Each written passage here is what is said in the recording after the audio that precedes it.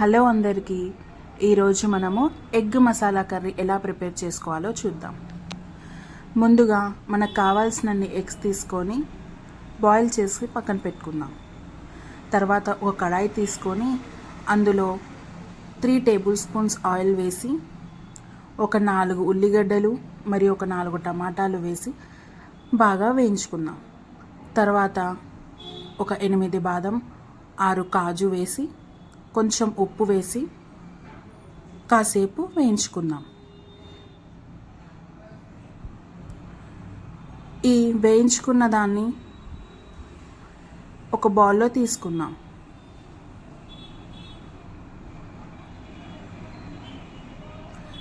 అదే కడాయిలో కొంచెం ఆయిల్ వేసి ఉప్పు, పసుపు, కారం వేసి మనం బాయిల్ చేసుకున్న ఎగ్స్ని ఫ్రై చేసుకుందాం. ఇప్పుడు ఈ ఫ్రై చేసుకున్న ఎగ్స్ని కూడా ఒక ప్లేట్లో తీసుకుందాం.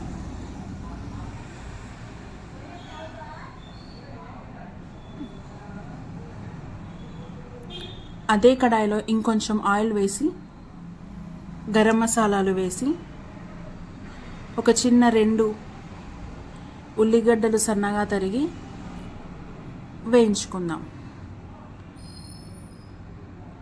ఉల్లిగడ్డలు బాగా వేగాక మనం ఇందాక చేసుకున్న టమాటో మరియు ఉల్లిగడ్డలు పేస్ట్ చేసి వేసుకుందాం.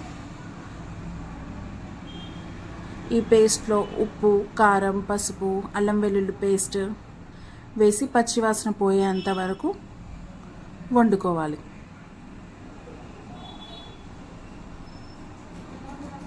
కాసేపు అయ్యాక కొంచెం గరం మసాలా కూడా వేసి పచ్చివాసన పోయేంత వరకు వండుకోవాలి. తర్వాత మనకు కావాల్సినంత వాటర్ వేసి మన బాయిల్ చేసుకున్న ఎగ్స్ కూడా అందులో వేసి